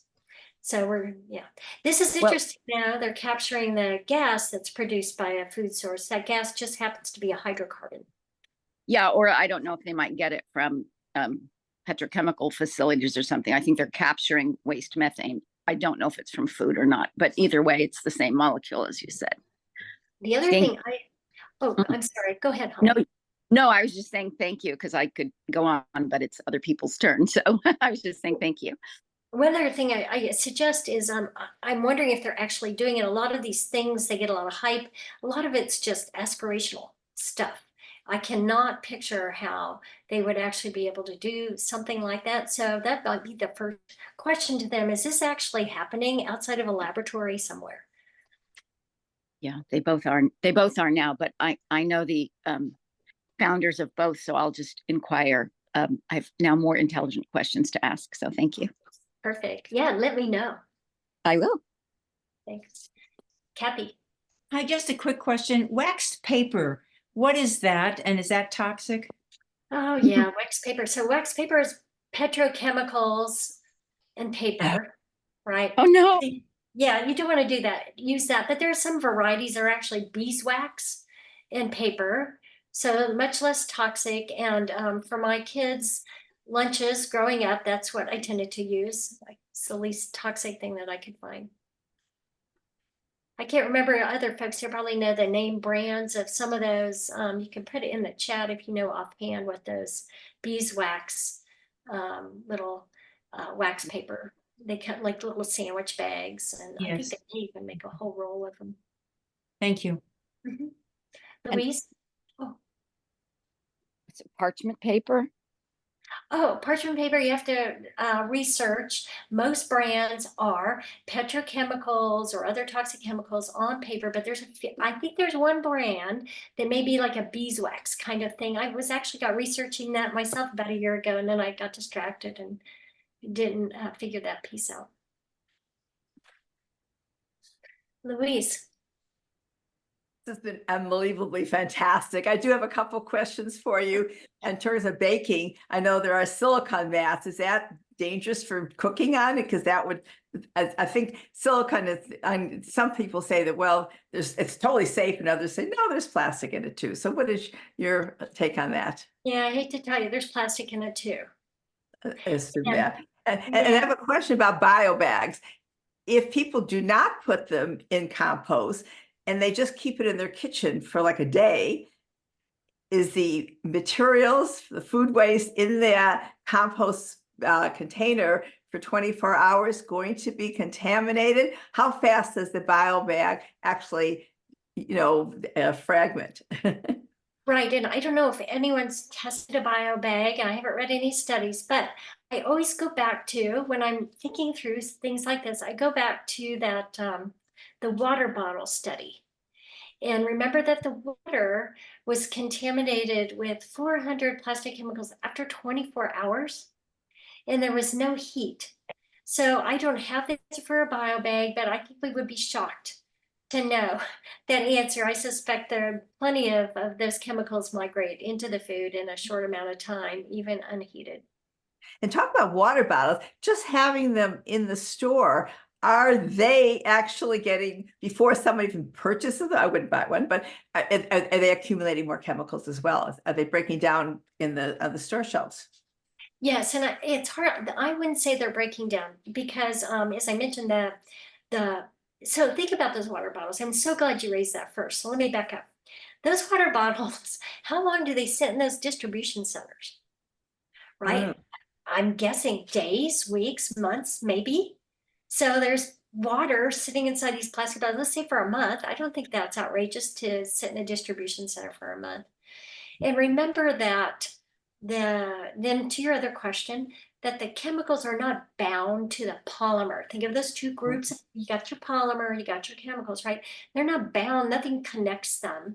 So the chemicals just migrate out even when the plastic's not broken down. So it doesn't have to break down to release those chemicals. Of course, as a plastic ages and is subjected to all kinds of weathering forces, it does break down, and that's going to accelerate the release of all those chemicals. In terms of like breaking down, I'm starting to rethink the way I use that word, because I think people then think, well, I'm gonna keep this plastic safe out of heat and light, and it's not going to break down, and then I don't have to worry about the chemicals and so on. But it doesn't work that way, right? It doesn't have to break down for that to happen. And then the other thing, this is all new, we're just learning this now, these plastic products also shed, and this is not even breaking down, they just shed plastic particles, right? So like the one that just freaked me out recently was a blender. This is a reusable plastic, of course, like a Vitamix, one of those bicarbonate blenders, and I think the same bicarbonate they use for food processors. Just using those things, with bumping up against the plastic container causes the plastic to shed particles, microplastic particles, and probably nanoplastics, but it's hard to measure those.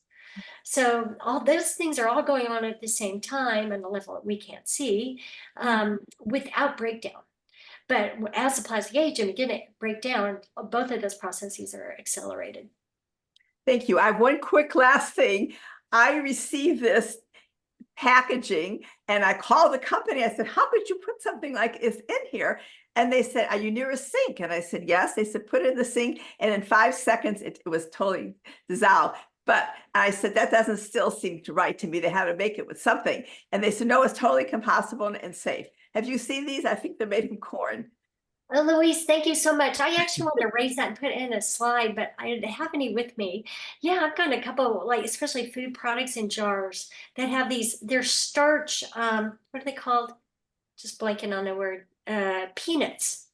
You know, the packaging peanuts, but they're made out of starch.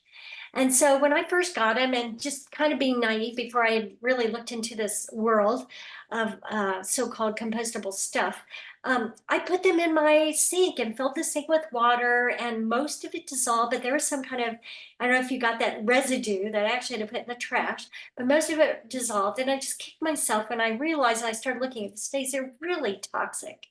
And for me, I'm on a septic system. The last thing I would ever do is put a bunch of chemicals down my kitchen sink. Well, that's what I did without realizing. I just saw a study when I was preparing for this talk that showed that the chemicals released from these are starch products.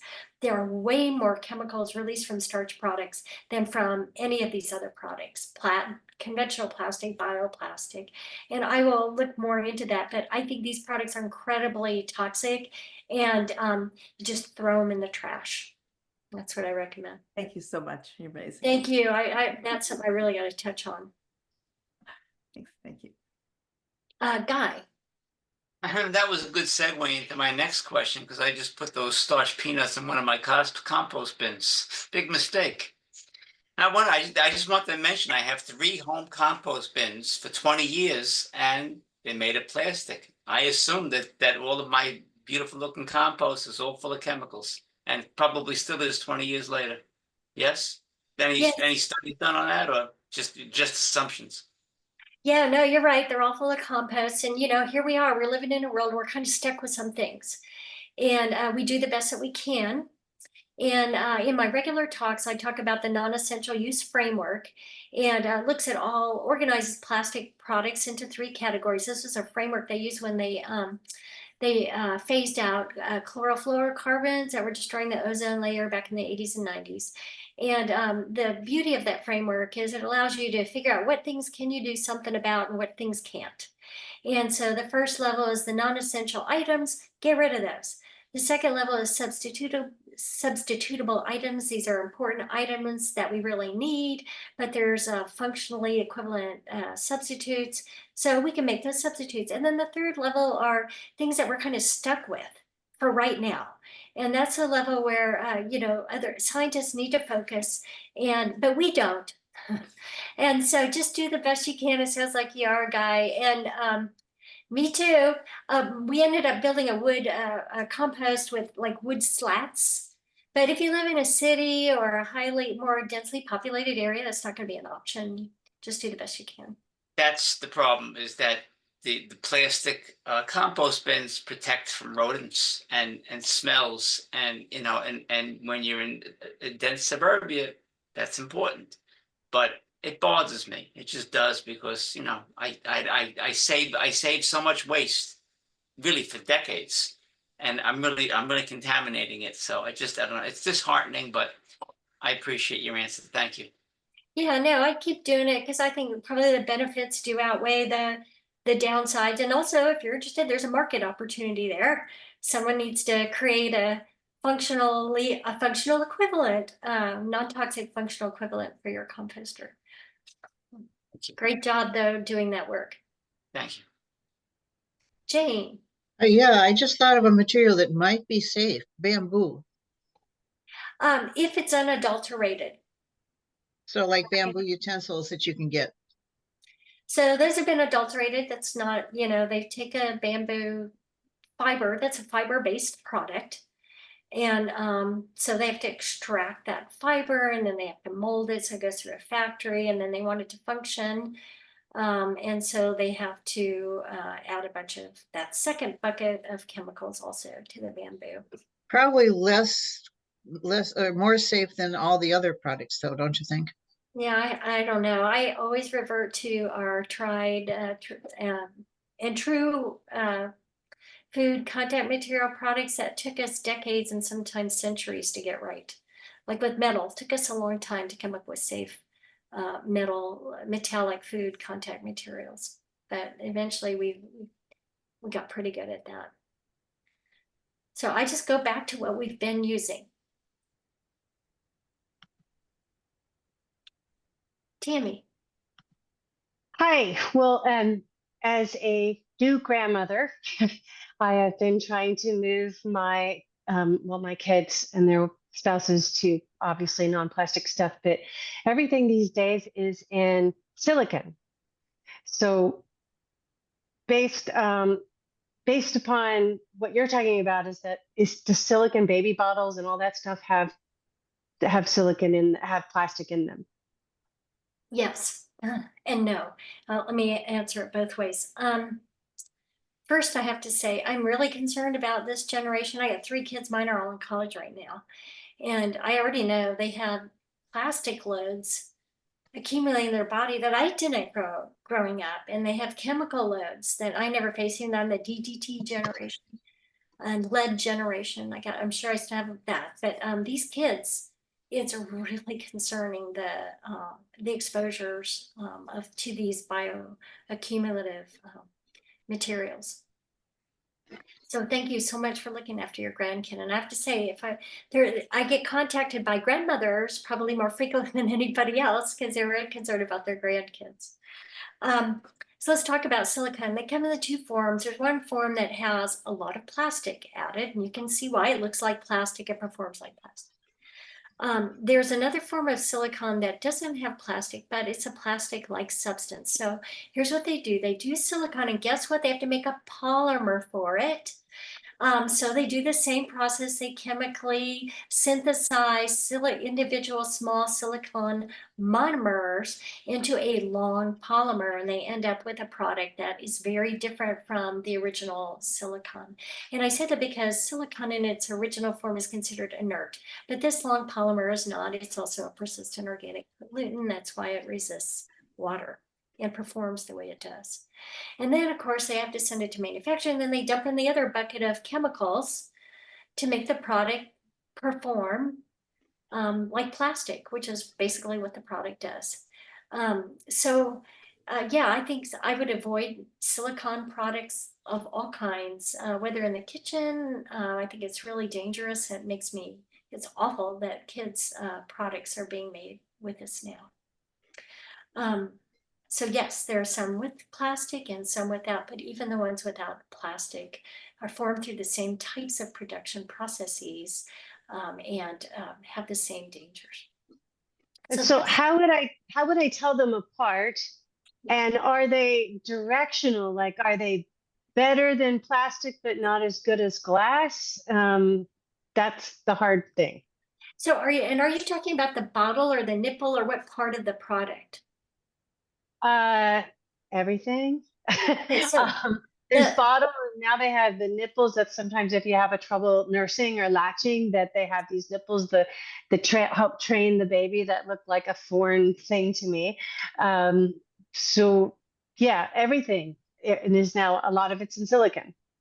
Yeah, the bottles are made of silicone too, because I haven't seen those. That's alarming.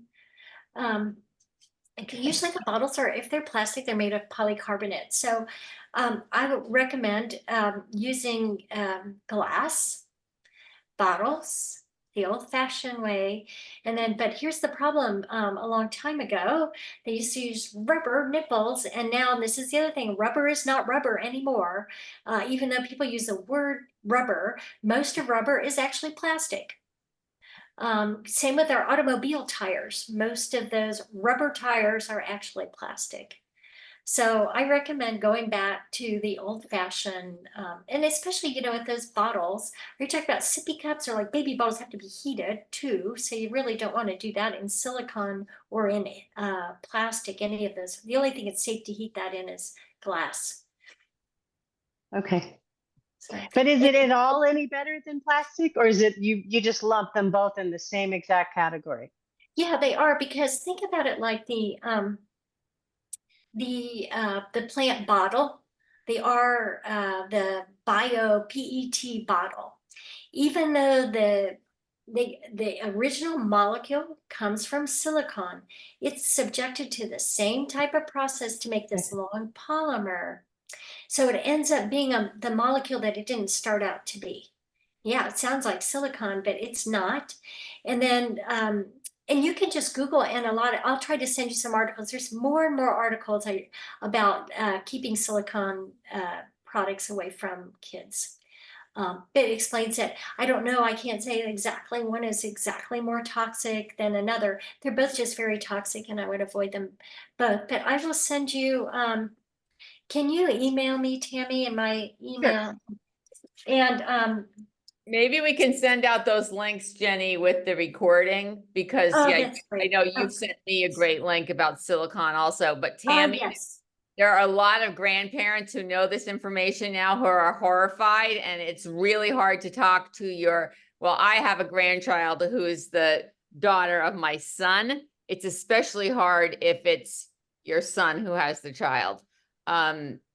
Anyway, if you're interested in getting more involved in, grandparent issues, you can email me. I put my email in the chat. So I'm in the Speakers Bureau, and a group of us want to start addressing people who deal with people who are expecting children and, doctors, daycare providers, people who are, and early childhood educators, because it's a huge issue and problem. Have you seen the movie We're All Plastic People Now? That's yeah, I've heard of that, but I have not seen that. That is a must-watch movie for everybody, I think. Sorry, Jenny. Oh, thank you, Eileen, for chiming in. Yes, you're one of many people who have contacted me, grandmothers who have contacted me, and I agree, it's probably most difficult when you're the mother-in-law. Yeah. When you're the mother-in-law, exactly right. That's touchy. I recently just saw a study, within the last year, because I think last time I talked to you, Eileen, I had to really search for stuff. And now there's more studies coming out about this. So I'll make sure it ends up in this group and they can distribute it. Thank you. Thank you, Tammy. Good luck. And I'm so glad you're looking out for your grandkids, though, because when you're a busy mom, you just don't have time to do that kind of research. Sometimes just showing somebody a study will, help. Well, I also find the movie. So I got my son to watch the movie, and I have to tell you, it was night and day going to the second birthday party versus the first birthday party. There was no plastic at all at the second birthday party. Oh, and I've been trying to keep my mouth shut because they got so fed up with me. So, oh, good work, Eileen. Next question, Susan. Hi. I had a question, like when I go to get Chinese food, I now don't let them put anything in the plastic containers. I make them I bring my own glass container if I order soup, which my one particular one in town is very agreeable with me. And then I make them put it all in those little paper containers, but now those are probably not any better than the plastic, correct? Because they're lined. They're lined with PFAS. They have to be, or the food would soak through, the grease would soak through the container. PFAS is great for preventing so I'll that. just bring my metal container. I have several metal lunch boxes. So they know me. They call me, several of the places in town call me the plastic lady, because if I go to the deli, they can only put in butcher paper. They can't put it in a plastic bag. If my husband orders potato salad, they'll put it in an aluminum container. Unfortunately, it has a number 7 plastic top, but the food doesn't touch the plastic top. I just tell him, I'm trying to get him to make his own stuff and not go there. If I go to the butcher, they only put it in butcher paper. I go to the coffee shop. I bring my 3-pound tin and they fill it up with my beans. So I'm trying to, and my children are the same, Eileen. They hate me. I'm on their back all the time. Because I just know that I can do my little thing and protect myself, but I have to help protect everybody else because this is just a mess. So the other thing I have in town, a question is, we in our town about 2 years ago decided to collect food scraps. Unfortunately, I have a composter, but when it gets too much with cantaloupe and stuff in the summer, I started taking it there for the food scraps. But people bring everything in plastic bags. And supposedly it goes to this facility in the south of our state where they say they can extract it from all the containers, which now I knew before, as you see, the bio bags don't hold up. And now listening more to what you're saying, they're taking all these food scraps. They may, and even glass is going to break. How they extract it, they say they extract the plastic, the metal, and the glass. And then they mush it all down and they take the fluid for the bio burning to run the facility and the electrical grid. And then they take the runoff mush and they give it to the farmers. And I've talked to our green team in length that this is not good, that we have to talk to the collection company and collect in no containers whatsoever. And then we need to talk to the renewable where it's going, because ultimately this is growing your food that you think you're getting Jersey fresh, but you're not getting Jersey fresh. So Am I Susan, right? I was going to ask you what state you're in. You're in New Jersey? I'm in New Jersey. Okay. Let me go to your first question about the food container. So some states have regulations about that, won't allow you to bring your own container in. And Oregon used to be one of those states, but I found that certain restaurateurs, because, you know, saves them money too. They don't have to, that's less packaging for them to have to buy. I found, so if you're in one of those states, I love your solution. So that's why I'm saying this. If you're in one of those states that has these regulations, I think you'll find that some restaurateurs will fill your containers anyway. And then there are other states where they'll do it if they can fill it without touching the container. Right. And I take a ceramic bowl, I take a jar for my soup, and my husband and I and all my kids now too, and we take a large bowl for the other materials and have them cover it with some aluminum foil. So that's my solution. I do highly recommend. One other thing you can do, we order my husband's a coffee snob. I mean, we're in Portland, Oregon. It's really depressing here most of the year and you have to drink a lot of coffee. And so we get our coffee from Bend, the beans. And they ship it to our house. And of course, we get one of these bags, like the kind you get from the grocery store, right, filled with beans.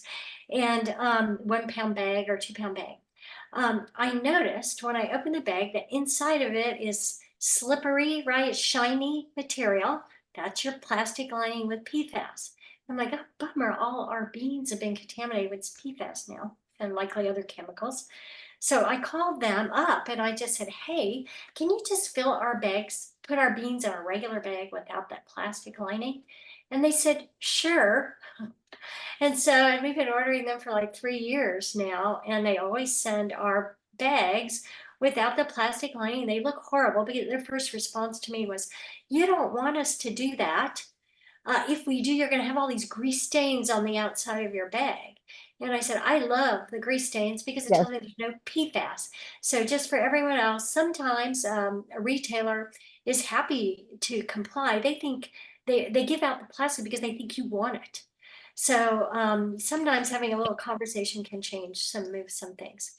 If you're interested in working on legislation at the state level, another thing you can do is work on legislation. Oregon just passed a bill that now allows restaurateurs to fill other people's containers without violating health regulations. So I wanted to mention that.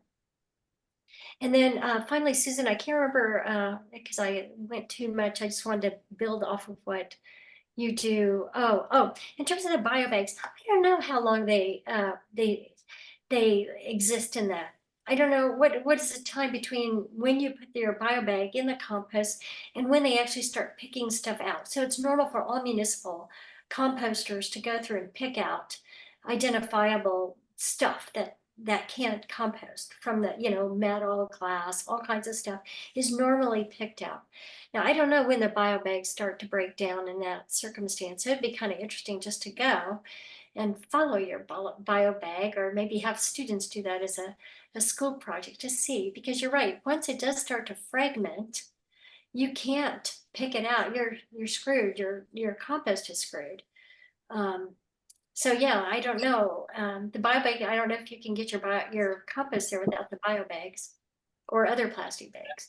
Right. Well, when I go there with my other recyclables, because I don't do curbside recycling anymore because I know it's useless.